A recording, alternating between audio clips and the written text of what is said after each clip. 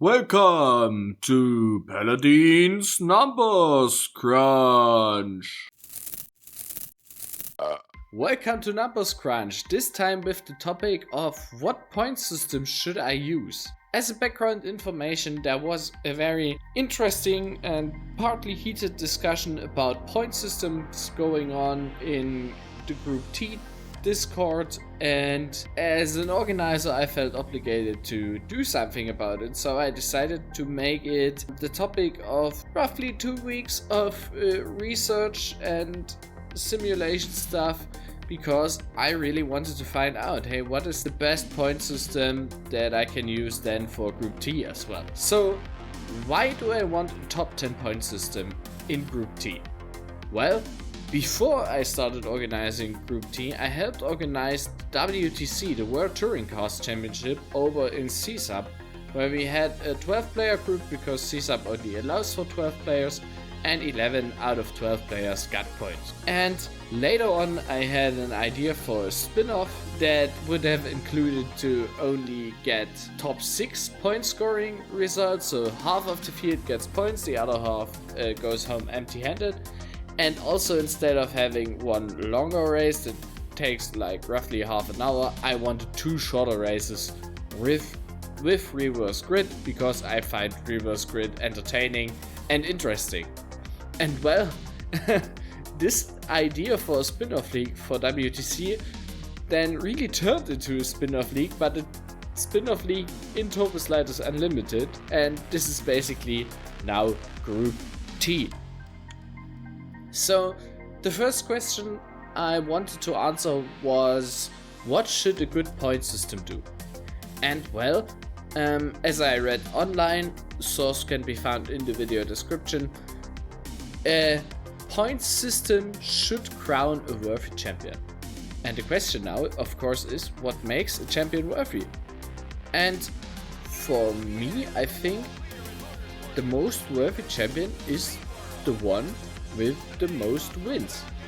So the point system should make the driver with the most wins champion. Easy as is.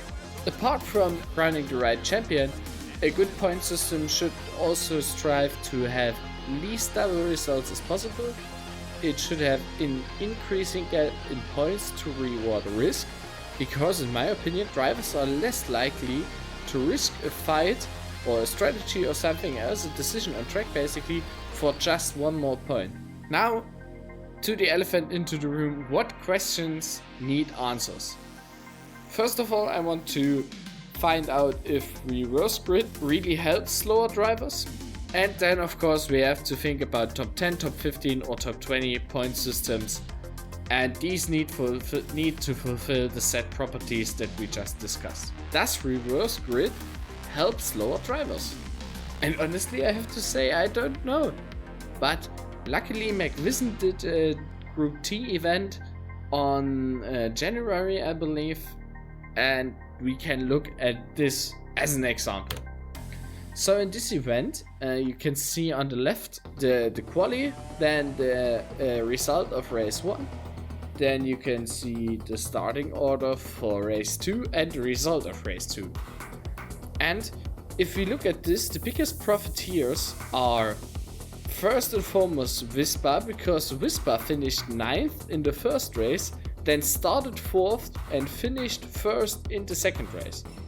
Also McVision, who finished 5th, started from 8th, then made up 6 places to finish in 2nd. And of course Roseni, who started from last, finished 3rd, made up 9 places. The losers here are definitely Marcel, Finghost and Pera. Pera left for the second race, so I just classified him as last.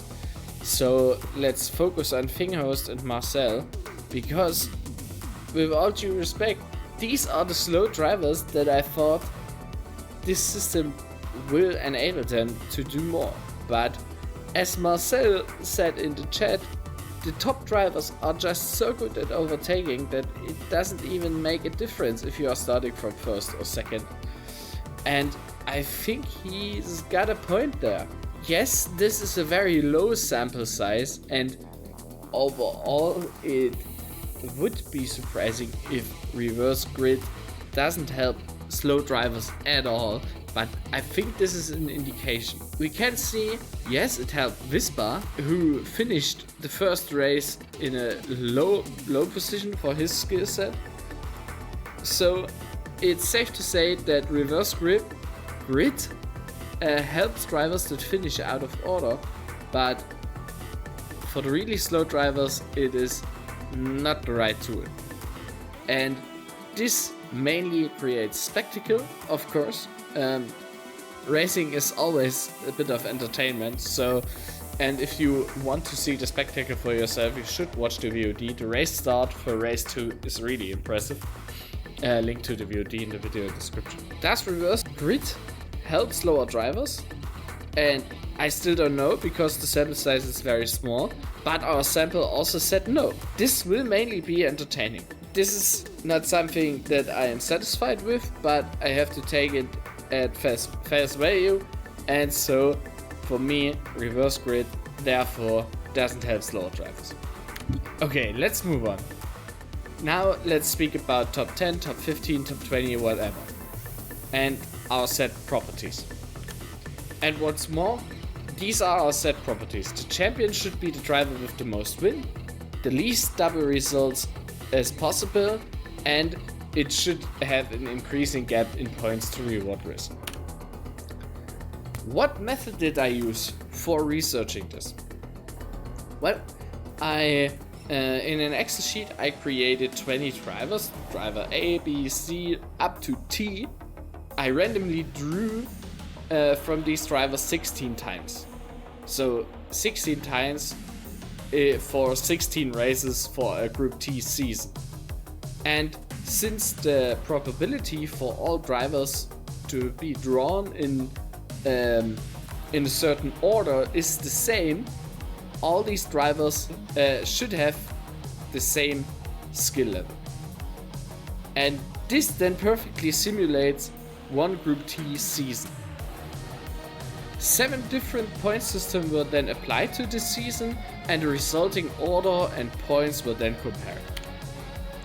This is the simulated season, as you can see here. Race 1 was won by driver R, then race 2 by driver A, race 3 by driver M, and in the right table you can see the drivers ordered by average position. So driver P had the highest average with 2 wins, 2 P2s and 2 P3s, and driver A had a lower average but had 1 win more and 2 P2s and 2 P3s.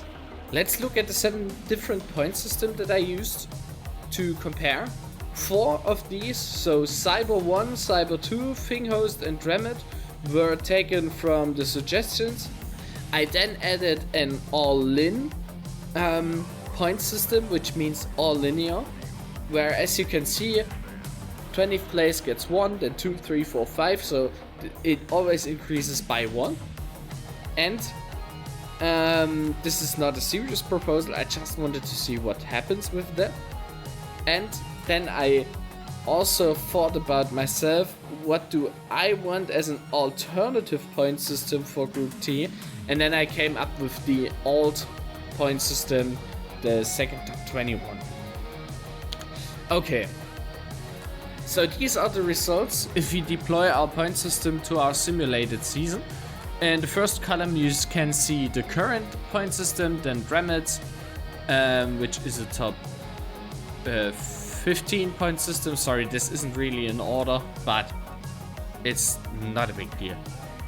So the green boxes means that the order of finishing drivers after the season is the same as with the current system. Yellow means that there is a different order in the drivers, and red means that there is a double point result, which I want to avoid. Okay, let's take a look back at our requirements. So first, champion should be driver with the most wins, least double results as possible, and an increasing gap in points to reward risk. First requirement, champion should be the driver with the most wins, and if we look at our lovely table there, we see that for me, driver A is clearly the champion. He has one more win than driver P.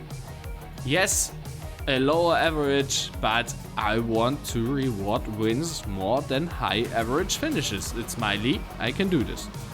And the 5 blue circled point system, they fulfill this requirement.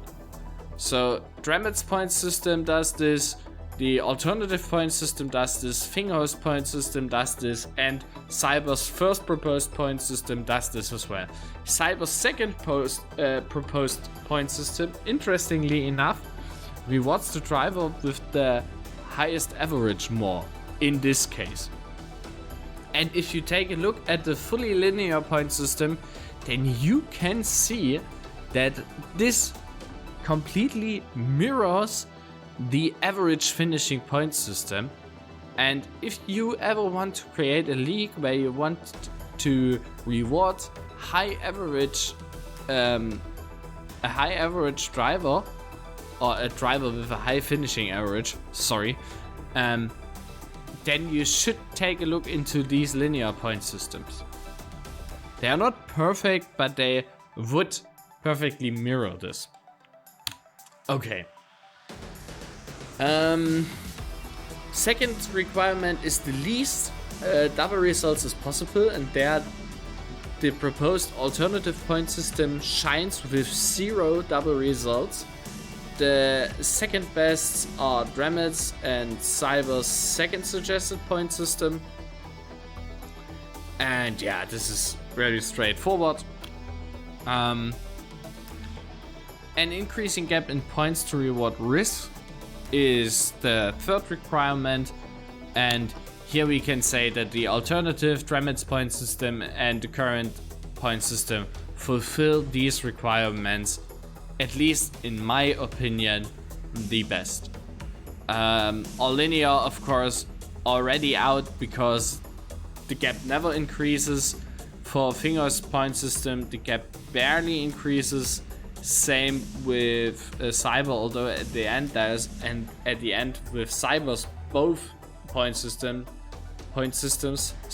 there is a weird increase from P3 to P2 to P1 with 5 and then 3, which is, I don't know, in my opinion, not optimal. Same for Cyber's first suggestion in point system. So, as we can see, alternative fulfills this best.